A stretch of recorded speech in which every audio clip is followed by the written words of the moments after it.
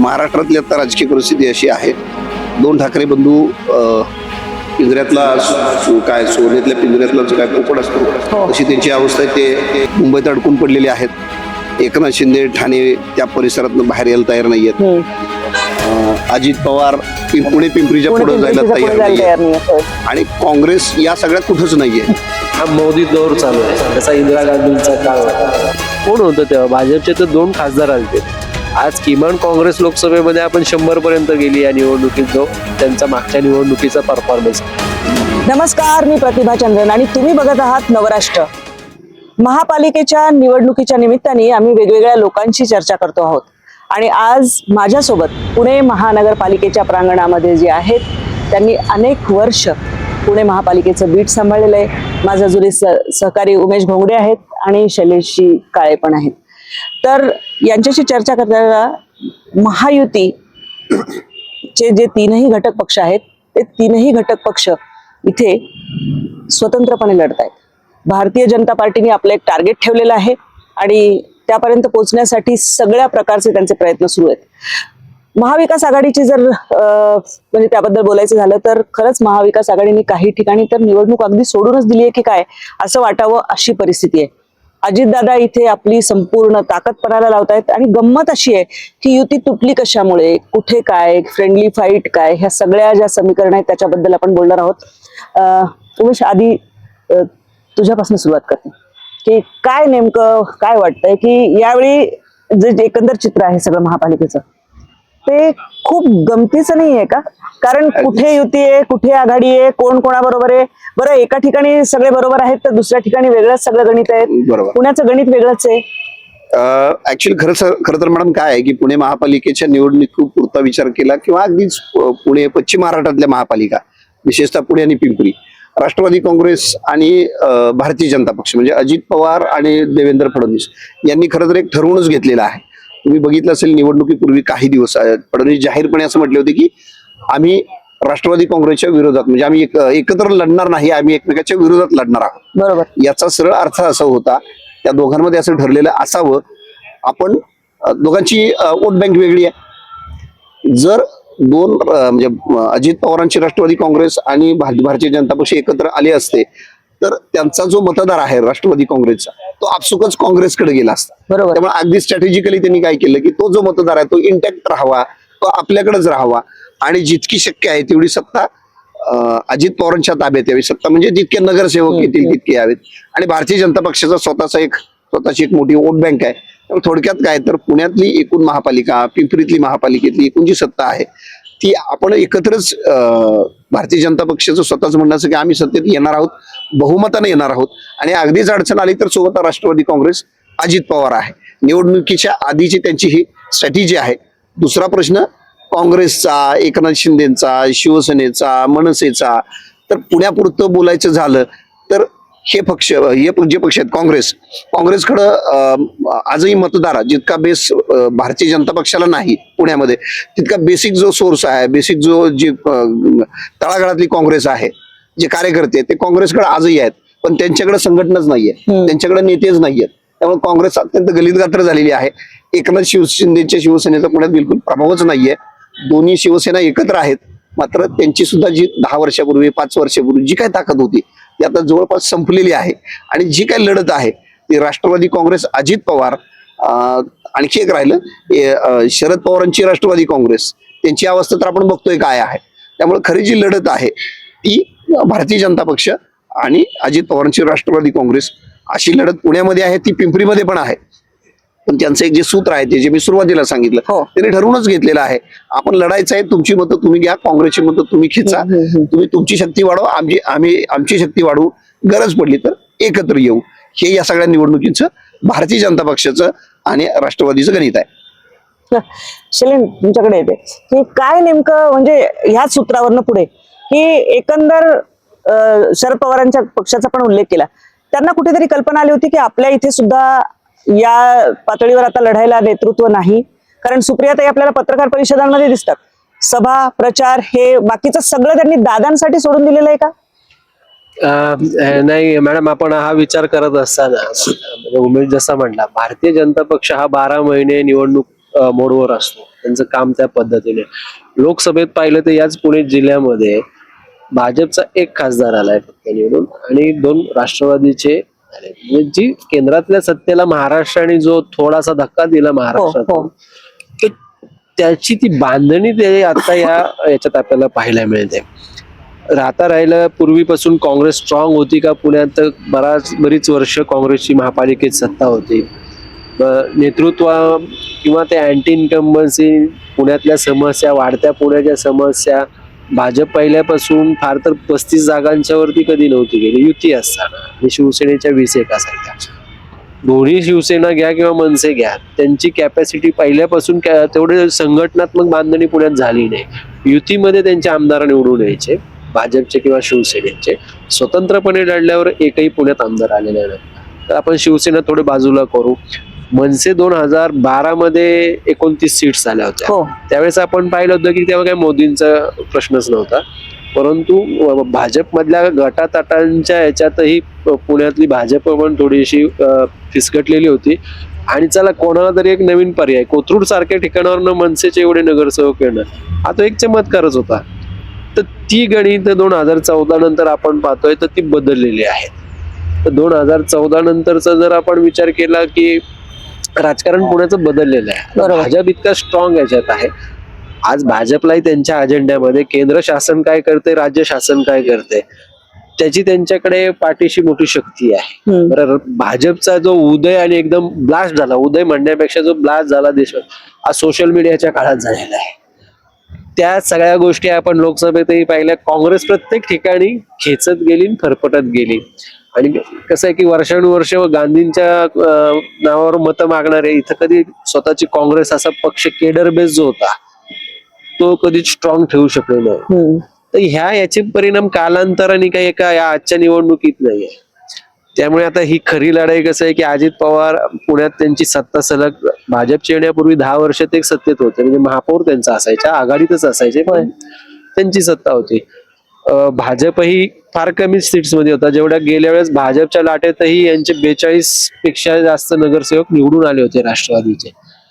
आता पवारांनी सगळ्या पक्षात काँग्रेस बरोबर फारकत घेऊन स्वतःचा पक्ष स्थापन केल्यानंतरही ते राज्यात सत्तेत काँग्रेस बरोबर आले. त्यांना ऍडजस्टमेंट करायला तिथं तात्विक वगैरे मुलामा द्यायची कधी गरज नसते. आपण तर जिवंत राहू हाच त्यांचा एसओपी आहे. तर त्या एसओपी वरच ते जी लढत होतीये, एक ते प्रशांत जगताप सोडले तर जवळपास सगळ्यांनी ते मान्य केलंय की आपल्याला आता एकत्र आल्याशिवाय आपण फाईट देऊ शकतो, पर्याय नाही.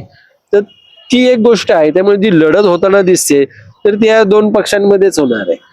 मनसे वगैरे आहे का, तर एक काळ होता मनसेचं एकच थोडासाच एकदा 8 आले, नंतर 29 झाले, नंतर 2 वर आले. तर हे जे आहेत ना, तर लोक त्या वेळेसच्या परिस्थितीनुसारचे पर्याय. तर आता या फाऊट मध्ये उमेश जसं म्हणाला की महाविकास आघाडी दिसत नाहीये. महाविकास आघाडी 2014 पासूनच तुम्हाला जरी काँग्रेस शिवसेना आता जरी गेली असेल तर ती ताकद कुठल्याच निवडणुकीत दिसली नाही ना. आताच्या निवडणुकीत त्याला अपवाद कसा असू शकतो. आणि केडर बेस तयार करणं वगैरे, राजकारणातली गणितं बदललेली आहेत. ज्याच्या हाती सत्तेच्या दोऱ्या असतील, साम दाम दंड भेद, याचा हा पुरेपूर वापर होतोच. मूळ प्रश्नांपेक्षा आता इलेक्शन चालली आहे ती याच गोष्टींवर, राष्ट्र हे, तर तो अजेंडाही जसा आलाय तर त्याच्यात लोकांचे काय प्रश्न आहेत ते मांडण्यापुरतं, पण त्याचं जस्टिफिकेशन ना भाजपच्याही नेत्यांना करता येत नाहीये. जे मोठे प्रोजेक्ट आलेले आहेत ते पीपीपी तत्वावर आहे. महापालिका पुढची 10 वर्ष कर्जबाजारी करून केलेले आहे. लोकांचे जे प्रश्न आहेत खरं सुटतायत का, लोकांच्या गरजा काय. आज तुम्ही जसं आमचं ओपिनियन घेताय किंवा आपण म्हणतोय की निवडणूक वेगळी, तुम्ही लोकांच्या प्रतिक्रिया घेतल्यावर खरंच तुमच्या तिथला प्रश्न सुटलाय का याची उत्तरं मिळतील. ते इलेक्शन नंतर कधीतरी घेतलं आपण तर ते लक्षात येईल. इलेक्शनचा मोड कसा असतो, वाऱ्याच्या दिशेवरच्या सगळ्या प्रतिक्रिया असतात, पण रोज ज्यांना प्रॉब्लेम्स फेस करायला लागतात त्यांना विचारलं तर तो बदल असेल. पण निवडणूक म्हणूनच पाहिलं आपण, ही निवडणूकच आहे, संख्याचं गणित असतं. तर त्या गणितामध्ये आता ह्या 2 पक्षामध्येच फक्त फाईट होताना दिसते. शिवसेनेच्या म्हणजे पांडुरंग सांडभोर पण आपल्या सोबत इथे आहेत. आणि पांडुरंग, आम्ही बोलत होतो, आता सुरुवात केली की पुण्यातलं आत्ताची जी परिस्थिती आहे त्यामध्ये विरोधी पक्षाची सगळी जागा यांनी व्यापून टाकलेली आहे. ही एक अगदी विचारपूर्वक आखलेली रणनीती आहे का, कारण तसं म्हटलं तर कुठे कुठे एकनाथ शिंदेच्या बरोबर आम्ही जाणार नाही, कुठे आम्ही राष्ट्रवादी सोबत जाणार नाही. बरं, मुंबईत एक वेगळाच मुद्दा घेतला की आम्ही राष्ट्रवादी सोबत का नाही, त्याचं जस्टिफिकेशन वेगळं दिलं. पुण्यात सगळी समीकरणं वेगळी आहेत आणि जिथे शरदचंद्र पवार यांची पार्टी आणि अजितदादा हे एकत्र आहेत असं जरी चित्र असलं तरी सगळी निवडणूक अजितदादांच्या हाती सोपवून टाकली एका काकांनी. निश्चितपणे तुम्ही पहिलं विचारलं की विरोधकांना पेश ठेवलीच नाही, म्हणजे महाविकास आघाडी आता म्हणजे शरदचंद्र पवार पक्ष तर इकडेच आलाय महाविकास आघाडीतून, पण राहिले जे काँग्रेस राहिले किंवा ठाकरेंची सेना राहिली आणि इतर जे पक्ष राहिले त्यांना पेश ठेवली आहे का, तर मला वाटतं 100% आता ठेवलेली नाही. आपल्याला आठवत असेल की आपण ज्या महापालिकेच्या प्रांगणात बसलोय याच महापालिकेच्या जवळपास 3,000 कोटींच्या विकास कामांचा शुभारंभ गणेश कला क्रीडामध्ये झाला होता, ज्या दिवशी 15 डिसेंबरला जेव्हा आचारसंहिता लागायची, महापालिका निवडणुका लागण्याच्या तासभर आधीच देवेंद्र फडणवीस मुख्यमंत्री माध्यमांशी बोलले आणि त्यांनी सांगितलं की त्यांनी पहिल्याच दिवशी त्यांची भूमिका क्लिअर केली की आम्ही पुण्यात भाजप आणि शिवसेना एकत्र लढेल आणि राष्ट्रवादी काँग्रेस मात्र आमच्याबरोबर वेगळी लढेल. कारण आम्ही जर एकत्र लढलो तर विरोधकांना पेस मिळेल, त्यांना संधी मिळेल. त्यामुळे विरोधकांना पेस न ठेवण्यासाठीच आम्ही वेगळं लढतो हे त्यांनी जाहीरपणे सिद्ध केलं होतं. आणि मला वाटतं पुढचं त्यांनी जो काय स्क्रिप्ट ठरवली होती त्यानुसारच घडत गेलं. फक्त त्यात हे झालं की शिवसेना भाजपची काही युती झाली नाही, जागा वाटप पाहून त्यांचं जे काय फिसकटलं, शिवसेनेची जी काय फरफड झाली त्याच्यामुळे ती युती झाली नाही. पण त्या तीनही पक्षातच सगळं ते घडत गेलं. सगळं सेंट्रिक हे तीनही पक्ष राहिलं, म्हणजे अगदी पार उमेदवारांची पळवापळवी असो किंवा एकमेकांवर आरोप प्रत्यारोप असो, ह्या तीनही पक्षात चालू आहे. त्याच्यात शिवसेना पण, कारण शिवसेनेला पुण्यात फारसा काय रस पण दिसत नाहीये, त्यांचं लक्ष मुंबई ठाण्यावरच अधिक आहे. जसं अजित पवारांना पुणे आणि पिंपरी चिंचवडमध्येच अधिक रस आहे, तसं शिवसेनेचं आहे. भाजप मात्र राष्ट्रीय पक्ष आहे, मोठा पक्ष आहे, त्यांना प्रत्येक महापालिकेत स्वतःची सत्ता आणायची. तर मला वाटतं ही स्ट्रॅटेजी त्यांची खरी ठरते. आता त्याच्यातला पुढचा मुद्दा आहे की आता ज्या पद्धतीचे आरोप प्रत्यारोप चालू आहे ते अजूनही पुणेकरांना प्रश्न आहे की ही नोरा कुस्ती आहे का ठरवून चाललंय का खरोखर सिरियस लेवलला चाललंय. ज्या पद्धतीचे आरोप आता चालू आहे आणि अजित पवार ज्या पद्धतीने भाजपला डॅमेज करतायत, नोरा कुस्ती असेल तर अजित पवारांनी ज्या पद्धतीची अग्रेसिव्ह भूमिका घेतली, प्रामुख्याने पिंपरी चिंचवड मधले भ्रष्टाचारावर त्यांनी जे थेट भाष्य केले आणि थेट पुरावे सादर केलेत. पुण्यातले ते कारभारावर नाराज आहे की इथं एवढा इथल्या त्रिकुटावर ते टार्गेट करतायत की केंद्रातून राज्यातून इथं निधी मिळाला पण इथे कामं नाही झाली. इथे ते विकास कामांच्या आणि शहराच्या अनुषंगाने बोलतात आणि पिंपरी चिंचवडमध्ये ते भ्रष्टाचारावर बोलतात. एवढं बोलतात की भाजपच्या प्रदेशाध्यक्षांना, माजी प्रदेशाध्यक्षांना त्यावर खुलासा करावा, इथल्या नेत्यांची सुद्धा त्याच्यात दमछाक झाली. अशा पद्धतीची रणनीती आखलेली दिसते. पण मला वाटतं त्याचा ऍडव्हान्टेज कुठेतरी अजित पवारांनी घेतलाय की आपल्याला एकमेकांच्या विरोधात लढायचं. तर अजित पवार थेट असे भाष्य करावं हे सरप्राईज होतं की ज्यांनी माझ्यावर 70,000 कोटींचे घोटाळे केले त्यांनीच मला बरोबर घेतलं. हे करून अजित पवारनी त्यांना त्यांच्या लाईनमध्ये आणून बसवलंय. म्हणजे हे फार सरप्राइझिंग होतं की तुम्ही माझ्या भ्रष्टाचाराचे आरोप, शेवटी चॉईस कोणाचा होता, भाजपचा होता अजित पवारांना बरोबर घेताना. त्यामुळं हे सगळं जे काय होते ते ठरवून होते, पण चॉईस भाजपचा होता, मजबुरी अजितदादांची पण म्हणजे पण शेवटी चॉईस भाजपचाच होता की अजित पवारांना घ्यायचं का नाही. तुम्ही घेतलंय ना, मग अजित पवारांना आता हे म्हणायला नक्की संधी झाली की माझ्यावर भ्रष्टाचाराचे आरोप झाले होते तर तुम्हीच मला पावन करून घेतलंय. हो, ते बोलले सुद्धा ना, म्हणजे त्या पद्धतीने बोललेच की ज्यांच्या माझ्यावर इतके आरोप केले आणि माझ्यासोबत सत्तेमध्ये आम्ही बरोबर आहोत. हो, आता आपण तुम्हाला एक असं विचारलं की राष्ट्रवादी काँग्रेस फक्त नाममात्रच दिसतीये, पण मला वाटतं आपण बघा सगळ्या प्रक्रियेत शरदचंद्र पवार गटातले, म्हणजे जसं शैलेश काळे सरांनी सांगितलं की प्रशांत जगताप सोडून बाकी उर्वरित सगळ्या राष्ट्रवादीची इच्छा होती पवार गटाची की आपल्याला घड्याळा बरोबर जावं लागेल, कारण आपलं अस्तित्वच ह्या शहरात शून्य होत चाललं होतं. पिंपरी चिंचवडला ते 128 जागा लढवत आहेत, त्याच्यातल्या 124 जागा अजित पवारांकडे घड्याळावर आणि 4 जागा तुतारीवे. पुण्यात सुद्धा बघा ना 70-80% अजित पवारांच्या घड्याळावर लढवल्या जातात आणि अवघ्या 20% जागा तुतारीवर लढल्या जातात. कारण त्यांना कळून चुकलं होतं, म्हणजे विधानसभेला अख्ख्या पुणे जिल्ह्यात वडगाव शहराची 1 जागा आली, ती पण तिथली राजकीय, तिथली वेगळी भौगोलिक, म्हणजे तिथली जी काय घडामोडी घडल्या होत्या ती यावेळची त्या तात्कालीन परिस्थितीमुळे ती जागा निघाली. त्याला भाजप पण फार मदतीच्या भूमिकेत होतं, कारण तिथली गणित ती ठरलेली असतील कदाचित. त्यामुळे आता जर महापालिकेत जर अस्तित्व टिकवायचं असेल तर या पक्षाने, शरदचंद्र पवार गटाने ती भूमिका घेतली की आपल्याला दोन्ही राष्ट्रवादी काँग्रेसला एकत्र जाण्याशिवाय पर्याय नाही. मला वाटतं सुप्रिया सुळेंनाही भूमिका पटलेली दिसते, कारण त्या सुद्धा या सगळ्या प्रक्रियेत फार अग्रेसिव्ह राहिलेल्या आहेत. नाही तशा वेगळ्या, पण आता प्रचार म्हटलं तर सोयीचं राजकारण दिसते. सोयीचं राजकारण म्हणजे त्यांनी किमान त्यांच्या पक्षाच्या जे काही उमेदवार आहेत त्यांच्याही प्रचारात तेवढ्या सक्रियपणे दिसायला पाहिजे होतं, त्या नाही दिसत. मला वाटतं ही नांदी आहे. आता काल अजितदादाच कुठेतरी बोलले सभेत की झालं गेलं गंगेला मिळालं, आता काय गोड मानून घ्यायचे. मला वाटतं पुढच्या 2-3 महिन्यात होऊन जाईल ऑफिशियली घोषणा की आपण पुन्हा सगळे एकत्र येऊयात, की त्या दृष्टीने जे टाकलेलं पहिलं पाऊल दिसतंय. एक आणखी महत्वाचा मुद्दा मला हा वाटतो बरं का, की आपण एकेकाळी काल परवा सुरेशभाई कलमाडी गेले की एकेकाळी अबाधित सत्ता सुरेशभाईंची होती आणि महापालिकेमध्ये सबसे बडा खिलाडी सुरेशभाई कलमाडी असं बोललं जायचं. तेव्हापासनं पुण्याचा कारभारी कोण असा एक प्रश्न होता आणि त्या कारभारी पदासाठी अजितदादा नेहमी हवी ते शक्तीपणाला लावत होते. पुढे भाजपाची सत्ता जशी आली तसे कारभारी पण कोल्हापूरच्या दादाकडे जातं की काय असं पण एक चित्र व्हायला लागलं होतं की कारभारी पद पुन्हा पुण्याचं घेण्यासाठी म्हणजे पुणे जिल्ह्यातल्या 2 तरी महापालिका आपल्या सर्व त्याच्यासाठी ही ताकद लावणं चाललंय का? मला असं वाटतं की तुम्ही कारभाऱ्यांबद्दल बोललात. अजित पवार कारभारी होते, पूर्वी कलमाडी होते, चंद्रकांत दादा होते, आता मुरली मोहोळ होण्याची शक्यता आहे किंवा ते प्रयत्न करतायत. एक कारभारी पद बदललेलं आहे. पण या सगळ्या याच्यात गेल्या 15 वर्षाचा जर पुण्याचा प्रवास बघितला आपण तर राष्ट्रवादी काँग्रेस यांची ताकद जी आहे ती प्रचंड क्षीण होत चाललेली आहे आणि भारतीय जनता पक्षाची ताकद वाढलेली आहे.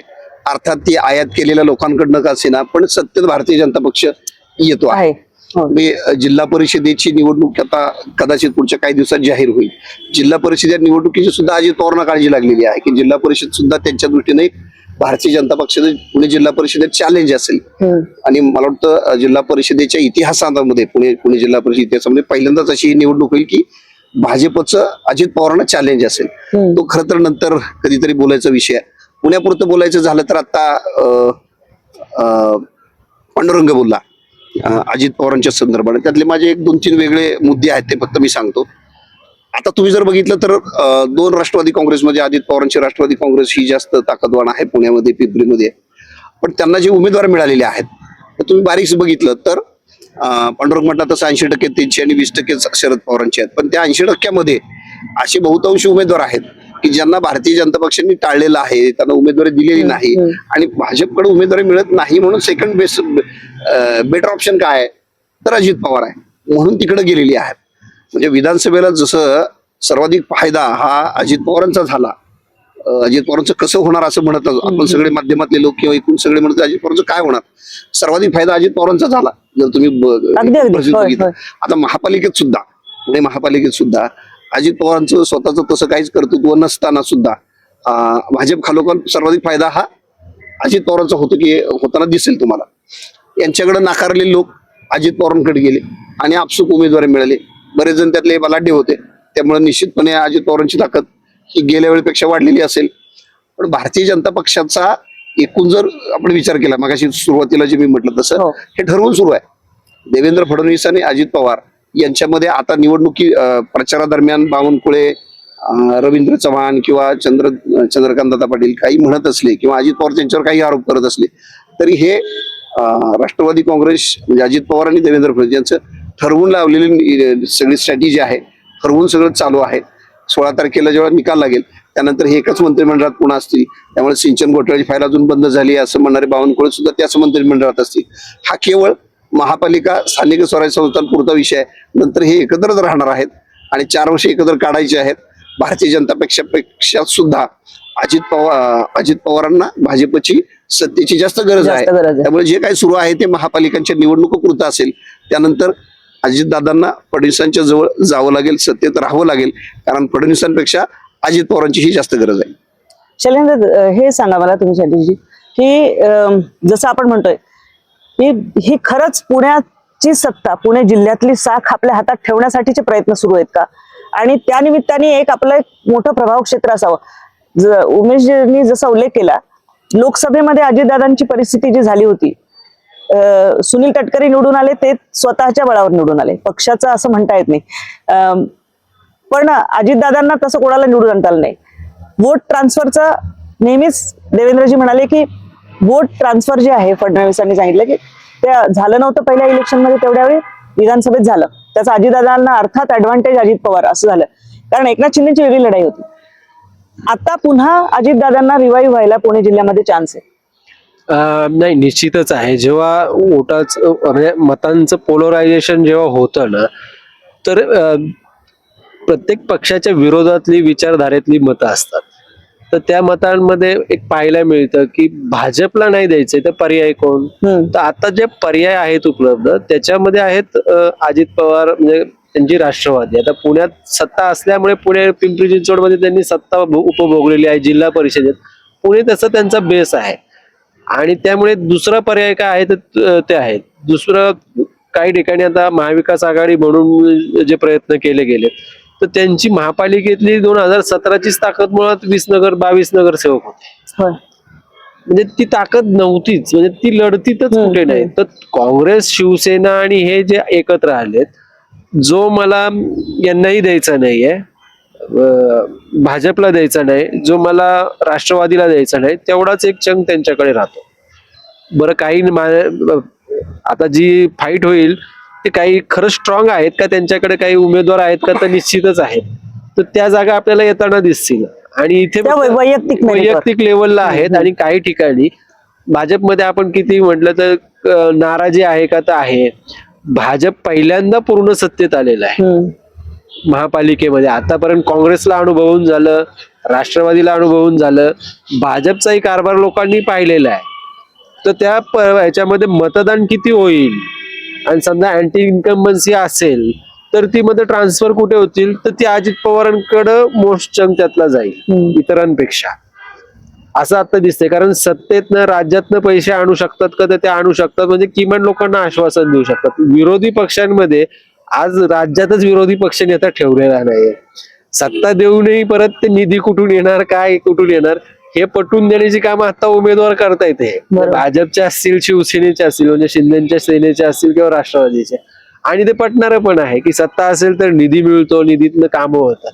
त्यामुळं फार तर जे आपण म्हणतो ना, आणि विधानसभेला वोट ट्रान्सफर राष्ट्रवादीची मतं भाजपला पडतील एक वेळ, पण भाजपची मतं राष्ट्रवादीला पडत नाहीत. हा जो आहे तो बरोबरच आहे की राष्ट्रवादी कडबोळ आहे, तिथं कुठल्याही विचारसरणीची मतं ती घेऊ शकतात ऐन वेळेस. भाजपलाही देऊ शकतात, पण यांचा जो मतदार आहे भाजपचा तो इकडे नाही ट्रान्सफर होणार. आणि त्यामुळे ती लढत जिथे होईल तर ताकदवर उमेदवारांच्या मागे जर तिथला बाकीचा मतदार गेला, काँग्रेसचा, शिवसेनेचा, कारण ते महाविकास आघाडीत एकत्रच होते, तर त्याचा फायदा भाजपपेक्षा राष्ट्रवादीला जास्त होईल. त्यामुळे ती चुरस जी निर्माण झाली की माध्यमातून म्हणा, त्यांनी ठरवून घेऊन म्हणा, पण पब्लिक पुढेही ऑप्शन असं काही दिसत नाहीये असं मला वाटतं. म्हणजे एकंदर आपण जर बघितलं तर विरोधी पक्षांनी निवडणूक पूर्ण टाकूनच दिलेली आहे का, की म्हणजे काँग्रेसमध्ये पण तशी काही फार मोठी हालचाल दिसत नाही. उभाठात तर मुंबईच्या बाहेर काही महापालिकांचं विश्व आहे किंवा निवडणुका चालू आहेत असं दिसत नाही. मुंबई टिकवण्यासाठी त्यांचे शर्थीचे प्रयत्न, कारण त्यांचा अस्तित्वाचाच प्रश्न निर्माण झालेला आहे. ज्या मनसेबद्दल आपण बोलतोय त्या मनसेतले सगळे बरं जे इथे चांगले मेरिट असलेले नेते होते सगळ्याच अर्थाने ते कुठे ना कुठे गेलेले आहेत निघून. त्याच्याबद्दल एक बोलू मी. हा बर, तुम्ही आता जो विषय उपस्थित केला त्याच्याबद्दल खरं मला बोलायचं आहे. महाराष्ट्रातली आता राजकीय परिस्थिती अशी आहे, 2 ठाकरे बंधू पिंजऱ्यातला काय सोन्यातल्या पिंजऱ्यातला जो काय पोपट असतो तशी त्यांची अवस्था आहे. ते मुंबईत अडकून पडलेले आहेत. एकनाथ शिंदे ठाणे त्या परिसरातून बाहेर यायला तयार नाहीयेत. अजित पवार पुणे पिंपरीच्या पुढे जायला तयार नाहीयेत. आणि काँग्रेस या सगळ्यात कुठंच नाहीये. अशी महाराष्ट्रातली अशी अवस्था आहे. एकूण राजकीय निवडणुकांच्या दिवसातली एकमेव देवेंद्र फडणवीस असे जे संपूर्ण महाराष्ट्रभर फिरत आहेत. अर्थात भारतीय जनता पक्षाचं अस्तित्व राज्यातल्या सगळ्या महापालिकांमध्ये आहे. 29 महापालिकांमधल्या किमान 22 महापालिका जिंकू असा त्यांच्या नेत्यांचा आत्मविश्वास आहे. आणि याच स्थितीमध्ये मी ठाकरेंचं सांगितलं उदाहरण, अजित पवार पुणे पिंपरी पुरती आहेत, काँग्रेस कुठंच दिसत नाहीये, शरद पवारांचं कुठं चर्चाच नाहीये. अशा स्वरूपाची ही निवडणूक मला वाटतं महाराष्ट्राच्या इतिहासामध्ये पहिल्यांदा होती आहे. काँग्रेसकडे प्रचंड कार्यकर्ते आहेत, काँग्रेसचा प्रचंड मतदार आहे, पण त्यांच्याकडे संघटना नाही आणि नेतेच नाहीयेत. पुण्यातली पिंपरीतली नव्हे तर संपूर्ण महाराष्ट्रातली स्थिती आहे. आणि भारतीय जनता पक्षाची मात्र सगळीकडे चलती आहे. नेते आहे, संघटना आहे, पैसा आहे, सत्ता आहे आणि कार्यकर्तेही आहेत. अशी भारतीय जनता पक्ष अत्यंत बळकट स्थितीत आहे. काँग्रेसकडं प्रचंड, मी रिपीट होतोय खरं, पण प्रचंड मतदार आहे, कार्यकर्ते आहेत, मात्र नेते आणि संघटना आणि पैसा नाहीये. अशी काँग्रेसची स्थिती आहे. थोडक्यात काय तर आपापल्या याच्यात सगळेजण अडकून पडलेत. भारतीय जनता पक्ष हा एकमेव आहे की जो राज्यभर फिरतो आहे, त्यांचा नेता आणि संघटना आणि सगळंच आहे. अगदी बरोबर आहे. एक ना हीच रणनीती कुठेतरी आपण बघितली की लोकसभेच्या निवडणुकीच्या वेळी म्हणजे थोडंसं हे होईल आणि त्याच सूत्रावरून आपण परत इकडे येऊ. शरद पवार हे इंडिया आघाडीचं गणित फार मोठं जमवू शकले असते, पण त्यांना सुनेत्रा पवारांना तिथे उभं करून त्यांना बारामतीमध्ये जखडून ठेवलं लोकसभेच्या वेळी, असं एका अर्थाने म्हणायला हवं. अर्थात थोडा काही निकाल वेगळा लागला, पण महाराष्ट्राच्या बाहेर त्यांना जाता आलं नाही फारसं.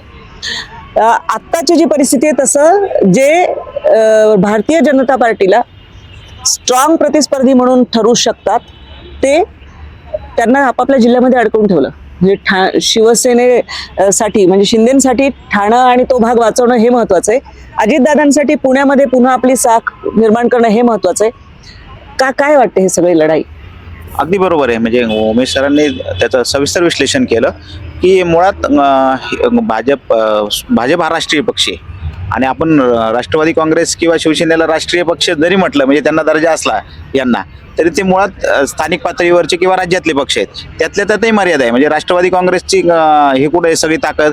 पुणे, पिंपरी चिंचवड आणि काही पश्चिम महाराष्ट्रातले जिल्हे. शिवसेनेची ताकद कुठे आहे? तर आपलं औरंगाबाद असेल किंवा मुंबईतले काही जिल्हे असेल. पण त्यांना आत्ताची अवस्था अशी आहे की त्या 3 महायुतीतल्या पक्षांमधली स्पर्धा आहे की आपले स्वतःचे बालेकिल्ले पहिले सांभाळणं फार महत्वाचं आहे. कारण तुमचा बालेकिल्ला ढासळला तर तुम्ही पुढे काय उत्तर देणार? म्हणजे उदाहरणार्थ शिंदेकडले जर ठाणेच गेलं तर त्यांचं अस्तित्व काय आहे? आणि अजित पवारांना पुणे, पिंपरी चिंचवड मधलेच म्हणजे आता ठीक आहे त्यांची सत्ता तशी गेलेली आहे दोन्ही शहरातली, पण तिथेही फार अस्तित्वहीन झालं. तर त्यांची राज्यातली ताकद काय की तुम्ही स्वतःच्या जिल्ह्यात सुद्धा तुमच्या अस्तित्व एवढी ताकद निर्माण करू शकत नाही किंवा एक सक्षम विरोधी पक्ष नेता म्हणून जरी उभं राहू शकत नाही. मला वाटतं ह्या सगळ्यांनी ठरवून घेतले म्हणजे अजित पवार असेल किंवा एकनाथ शिंदे असेल यांनी हेच ठरवलेलं दिसते की आपल्याला आपण प्लेयर म्हणजे हे ते काय 3 खेळाडू आहे त्याच्यातले सेकंड लास्ट आणि थर्ड आपण नंबर 1 ला नाहीच आहे. मला वाटलं त्यांनी मनानेच तयारी केलेली दिसते. त्यामुळं किमान 2ऱ्या आणि 3ऱ्या क्रमांकावर जरी आपण असलो तरी तिथं जे काय आपले स्ट्रॉंग बेल्ट आहेत ते पहिले सांभाळलं आहे. त्या पद्धतीनेच त्यांनी जो विचार केलेला दिसतोय. म्हणून अजित पवारांनी सुद्धा स्थानिक पातळी कोल्हापूरला हसन मुश्रीफ असतील किंवा सोलापूरला तिथं त्यांचे जे काय स्थानिक नेते असतील दत्तमामा भरणे जिथे काय पालकमंत्री होते त्यांच्याकडे जबाबदारी त्या जिल्ह्यातल्या हे देऊन पुणे, पिंपरी चिंचवडमध्ये जी काही ताकद एकवटली आहे. कारण पिंपरी चिंचवड सारख्या शहरात त्यांना वाटतं कुठेतरी कमबॅक होऊ शकतं. पुण्या शहरात एक चांगली ताकद उभा राहू शकतात असं त्यांना एक गणित वाटते. त्यामुळे त्यांनी थोडा आक्रमक प्रचार केलाय. उमेदवारीची गणित त्यांनी शेवटपणे त्या पद्धतीनेच आखली. काही ठिकाणी चांगले उमेदवार त्यांना मिळाले, भाजपकडलेच मिळाले पण स्ट्रॉंग मिळाले. कारण भाजपकडे जर 3 एक्के असेल तर 2 एक्के इतर पक्षात जाणारच होते ज्यांना सगळेच काय पक्ष निष्ठावान नव्हते. जे बाहेरून आले होते ते परत बाहेर पण पडले असं दिसतंय. मूळ भाजपचे राहिलेत पण तिथे जे गेले होते आणि त्यांना उमेदवारी मिळाली नाही असे पण एक परत चेहरे आलेले आहेत. त्यामुळे राष्ट्रवादीचे गणित अनेक प्रभागात चांगले दिसले. जी राष्ट्रवादी आपल्याला वाटलं की फारच बिकट अवस्था होईल ते आता या निमित्ताने स्पर्धेत आले. सगळ्यांचं गणित एकच दिसते. म्हणजे मला परत तेच सांगायचं की आपला बालेकिल्ला टिकवा मग आपण दुसऱ्याच्या याच्यावर लक्ष देऊ. एक छोटस मला फक्त एक ऍडिशन फक्त जी सुचली ती फक्त शेअर करायची आहे. आपण जर एकूण महाराष्ट्रातलं लोकसभेनंतर विधानसभेनंतरचं जर भारतीय जनता पक्षाचं राजकारण महाराष्ट्रात बघितलं तर मला असं वाटतं की भारतीय जनता पक्षाला महाराष्ट्रामध्ये गुजरात मॉडेल राबवायचं की काय.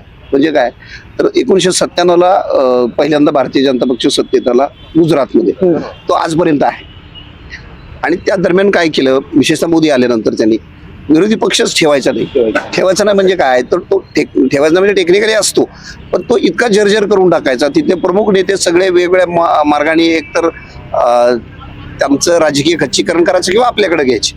या 2च गोष्टी ते करतात. आणि महाराष्ट्रात मी गेले वर्षभर जे बघतोय तर त्याच पद्धतीनं भारतीय जनता पक्षाचं राजकारण मला दिसतं आहे जे गुजरात मॉडेलकडे जाणार आहे. आणि बघितलं आपण महापालिकेत बघतोय, विधानसभेत बघितलं, सगळ्यांचा ओढा भाजपकडं. आज अशी परिस्थिती होती की महापालिकेत ज्यांना भाजपचं तिकीट मिळत नाही सेकंड ऑप्शन म्हणून अजित पवारांकडे गेलेत. अशी परिस्थिती राज्यात विधानसभेला जर 29च्या झाली जी पुणे महापालिकेत आत्ता आहे यावर्षी आत्ता झाली ती जर 29च्या विधानसभेला झाली तर त्याच्यात मला काही फार विशेष वाटणार नाहीये. म्हणूनच मला असं वाटतं की आपण गुजरात मॉडेलच्या दिशेने निघालोय. गुजरात मॉडेलच्या दिशेने निघालोय. उमेशनी सांगितलं की भाजप कोणाच्या हातात ठेवत नाही, पण मला एक विचारायचंय की बाकीचे पक्ष त्यांना कोणी हात धरलेला नाहीये. बरं तुमचे नाना पटोले कुठेच दिसत नाहीत, पृथ्वीराज चव्हाण काहीतरी येतात टीव्हीवर बोलून जातात, पण प्रचारात हे सगळे नेते मंडळी दिसत नाही. काँग्रेसकडे नेते नाहीयेत असं नाही राज्यामध्ये. त्या ठिकाणी तुम्ही जर बघितलं मोठ बांधायची जर ठरवली तर युवा नेतृत्व काँग्रेसकडे सुद्धा होतं पण ती मोठ बांधणारा माणूस नाही. मुळामध्ये आपण हा आपल्याला एक विसर पडतो सत्तेच्या भोवतीच मोहरे फिरतात, म्हणजे गुळाच्या भोवती असतं. आज यांचे चांगले चांगले मोहरे आहेत. तुम्ही भाजपनी स्ट्रॅटेजी सरळ मी मगाशीच म्हटलं की पुढची लोकसभा डोळ्यासमोर ठेवली. वारजे किंवा खराडी इथले उमेदवार का घेतले, तर त्यासाठी घेतले गेले ना त्यांनी. जिथं कमी आहे तिथं घेतले. जर भाजप तशा पद्धतीने जर 14 नंतर मोदींच्या आणि फडणवीसांच्या कामावर स्ट्रॉंग झाला असता, तर वडगाव जिथे वारजे खराडी अन्य ठिकाणावरून बाहेरनं घेण्याची गरज पडली नसती. हा मोदी दौर चालू आहे, जसा इंदिरा गांधींचा काळ होता. कोण होतं तेव्हा? भाजपचे तर 2 खासदार आलते. आज किमान काँग्रेस लोकसभेमध्ये आपण 100 पर्यंत गेली या निवडणुकीत, जो त्यांचा मागच्या निवडणुकीचा परफॉर्मन्स. आणि अलीकडचं राजकारण सगळं सोयीचं झालंय. तत्वनिष्ठा वगैरे यापेक्षा मी तिकडे का चाललोय, तुम्ही घेताना पण तीच लोक घेताय ना, की जो निवडून येतोय त्याची स्वतःची वोट बँक आहे, त्याचं नाव आहे, त्यालाच घेतलं जात आहे. कॉमन कार्यकर्त्याला तुमच्या 30 वर्षाच्या कार्यकर्ता तुमचा तयार नाही होऊ शकला का तुमच्या मुशीत? तर फक्त संख्येचं गणित जे असतं, ज्याची संख्या जास्त त्याच्या हातात सत्ता. आपण जे म्हणालात नाना पटोले किंवा काय, सत्तेच्या काळात ही लोक मोठी झालेली आहेत. पृथ्वीराज चव्हाणांचं नाव घेतलं. प्रत्येकाची वॉकॅब्युलरी, अभ्यास वेगळा आणि प्रचार खेचून घेणं. मग राज ठाकरेंच्याला गर्दी होते आपण म्हणतो, कारण बरेचदा बाळासाहेबांची इथं सभा झाली, नाही ना आली सत्ता. म्हणजे नाना पटोले आणि पृथ्वीराज चव्हाण फिरले म्हणून त्यांनी प्रचारातनं सत्ता आली. ह्या निवडणुका स्थानिक स्वराज्य संस्थांच्या, हा तिथला लोकल कार्यकर्ता पण फार महत्वाचा आहे. मग एवढंच होतं, भाजप किंवा कुठल्याच पक्षाने सर्वे नसताना केला. सर्वे का करून घेतला जातो? चांगला जो कार्यकर्त्याचं तुम्ही तिकीट कापता कोथरूड मध्ये, बाहेरच्या पक्षातला घेताय. बरं, आणि आपण पाहिले ना, जिथं त्यांची वोट बँक आहे, जेव्हा सत्तेत नव्हते शनिवार पेठ सारखे, मागच्या 10 वर्षात आलेल्यांना तुम्ही दिले. म्हणजे तुम्ही तुमचे कार्यकर्ते तयार करू शकला नाही. म्हणजे हे कसं आहे, हा मोदी युग चालू आहे, आपण हे विसरतोय. कुठल्याही गोष्टीला जसं वरती जातं तसं ते डिमिनिशिंग पण असतं. काँग्रेसने आतापर्यंत तेच केलं. कलमाडी जरी होते तरी सबसे, म्हणजे ते आपण म्हणतो ना, एक हाती सत्ता नेतृत्व होतं. बरोबर. कलमाडी महापौर किंवा कॉर्पोरेशन मधून नव्हते आले, ते वरतूनच आले होते आणि त्यांनी वरच्यावर राज्य केलं. अजितदादा पुण्यात आले, ते तिथं खासदार पण नव्हते म्हणून आले, आमदार पण म्हणून नाही आले, पण ती त्यांची काँग्रेसमधनच ते या सत्तेत आलेले. तिथं काँग्रेस स्ट्रॉंग असतं. आता तसं इथलं नेतृत्व कोणच नाही ना, की परत ते रिपिटेशन होईल. आता ती पाहिजे सवय लागलेली, आपल्याला एक इमेज तयार झालेली आहे. कलमाडी असतानाच आपली इथली त्यांच्या हातातनं राष्ट्रवादीने सत्ता घेतली होती. पॅटर्न आणला होता. आणि सत्ता घेतलीच ना शेवटी. सत्तेचं गणित कशा म्हणतो, आकड्यांच्या खेळामध्ये असतं. त्यामुळे हा प्रत्येक एक कालावधी असतो, तो कितपर्यंत. शेवटी नागरिकही सजग असतात आणि त्यांना हवं तसं नाही मिळालं तर ते बदलही करू शकतात. थोडस आपण लोकशाही म्हणतो ना, आपण या नेत्यांना क्रेडिट देण्यापेक्षा पब्लिक काही इमॅजिनच करत नाही, पब्लिकला आपणच गृहीत धरायला लागलो, तर मला असं वाटतं की ती चूक होईल. एक तो कालावधी गेला पाहिजे. तो कालावधी होतो ना, 15-20 वर्ष सत्ता येतेच, बरेचदा होते. गुजरात पॅटर्न म्हटलं तर गुजरातची भूमी आणि आपल्या ह्याच्यात थोडासा मला असं वाटतं की फरक आहे. आपण गुजरात मुंबईच्या मेंटॅलिटीचा, कॉस्मोचा विचार करू शकतो. तसं आपल्याकडे 18 पकड आणि बाकीच्या गोष्टी इतक्या आहेत. त्यांनी त्या मुवमेंट्स पण गुजरात मधल्या पटेल वगैरे, ती सत्ता राबवण्याची प्रत्येकाची पद्धत वेगळी आहे. तिथं पण गुजरातमध्ये नंतर जे 3 टर्म मोदी मुख्यमंत्री समजा झाले, ते आता तेच आहेत ना देशभरात. तोच पॅटर्न त्यांनी गुजरात पॅटर्न केंद्रात नेला आहे. पुण्याचं काय घेऊन बसलाय किंवा महाराष्ट्राचं काय घेऊन बसलाय. एक फक्त की आकडे कसे वाटतात तुम्हाला, की भारतीय जनता पार्टीला त्यांनी जे लक्ष ठेवलं ते तिथे गाठतील का? किती साधारण येऊ शकतं, प्लस मायनस? आपण आपलं हे परत मॅडम तोच इश्यू आहे ना, एकदा मतदान किती होत आहे, आपण तेच चर्चा करतोय की सत्तेचं गणित काय, सर्वात आणि स्ट्रॉंग तीच मंडळी आहेत. आता त्यांच्याकडे आम्ही हे केलं, आमचं राहिलं हे म्हणायचं आहे. दुसऱ्या पक्षांना काही विरोधातल्या तर काँग्रेस सोडलं तर कुणालाच संधी नाही, किंवा राष्ट्रवादी, ते पण त्यांचं राज्यातल्या पक्षाचा घटक एकत्र. बरोबर. तर 1, 2, 3 असं ते दोघांमध्ये बऱ्यापैकी फाईट होईल. आकड्यात जाण्यात काय मला नाही वाटत. सत्ता तर त्यांच्या जवळपास तेच दिसत आहेत. पण बाकीचं पुढं पुणेकरांनी काही धक्का दिला मतपेटीतून तर ते एखादं काहीतरी वेगळं होऊ शकेल. कारण राज्यच करता येतं, मग महापालिकेत येऊ दे, इथला आमचं गटर मटर नीट करणारा कार्यकर्ता असू दे, तो आमच्या हाकेला धावणारा, मुख्यमंत्री नाही येणार अँब्युलन्स बोलून घेऊन, असं ते एक लोकांची मानसिकता प्रत्येक टप्प्यावर वेगळी असते. राष्ट्राचा विचार, राज्याचा विचार आणि लोकल लेवलचा. त्यामुळे आपण त्या आकड्यात पडणं थोडस मला नको वाटतं. आकड्यात नाही पडणार. आकडेच कसं आहे, आकडे काही सांगता येतात. खरं तर हे दोघं जास्त माझ्यापेक्षा प्रभाकरने यांना जास्त माहिती आहे. तरी पण भारतीय जनता पक्ष गेल्या वेळचा जो, म्हणजे मला फार माहिती नाहीये तरी मी सांगायचं धाडस करतोय, भारतीय जनता पक्ष गेल्या वेळचा जो काही आकडा होता त्यांचा 97-98 तेवढं तर अचीव निश्चित करेल असं दिसतं. आणि मग त्यानंतर राहिला अजित पवारांची राष्ट्रवादी काँग्रेस. बाकीच्यांचं आकड्यांचं पुन्हा उघड आहे. पांडुरंग काही आकडे आहेत का? नाही, मला वाटतं महापौर भाजपचा बसेल. बर. आणि अजित पवारांची पण अवस्था चांगली असेल. जी आपण ही केली होती की 2 राष्ट्रवादीची जी काही शक्ले उडाली आणि त्याच्यानंतर पुन्हा एकत्र येणं जो काही सगळा गोंधळ झालाय, पण त्या परिस्थितीने त्यांनी जरा कमबॅक केलेलं दिसते. फक्त भाजपनी जे एकदम 125, म्हणजे जसं लोकसभेला आपकी बार 400 पार आणि ते काही प्रमाणात बुमरँग झालं होतं, तर मला वाटतं स्थानिक पातळीवर त्याचा काही प्रमाणात फटका बसतो. 125 वगैरे होणार नाही, महापौर बसेल. तर फक्त शतक क्रॉस करतात का परत मागं अडकतात हेच पाहणं महत्वाचं ठरेल. पण हे राष्ट्रवादी काँग्रेस आणि भाजप हे दोनच प्लेयर आहे की ज्यांच्यात मुख्यत्वे 165 जागांचं वर्गीकरण होऊ शकतं. आता या बाकी उर्वरित पक्षांना किती मिळतं, किती जण 2 आकडी पण आकडा पार करतात का नाही, हे पण फार उत्सुकता असेल. कारण या सगळ्यांची अवस्था आता पण आपण बघतोय, आपण चर्चा पण केली की ते चर्चेतही नाही आणि प्रचारातही नाहीये. त्यांनी निवडणुकी आधीच निवडणूक सोडले का काय असं वाटावं अशी परिस्थिती आहे. एकंदर आम्ही पुणे शहराच्या एक राजकारणाबद्दल सध्याच्या बोलत होतो आणि या लोकांनी काही आकडे सांगितले. तुम्हाला काय वाटतं, तुमचे आकडे काय आहेत का? काही वेगळं चित्र असणार आहे? तुमची मतं आम्हाला कमेंट बॉक्समध्ये अवश्य कळवा आणि नवराष्ट्र चॅनलला सबस्क्राईब करायला विसरू नका. तुर्तास मी माझ्या सगळ्या ज्येष्ठ सहकाऱ्यांसह आपली रजा घेते. धन्यवाद.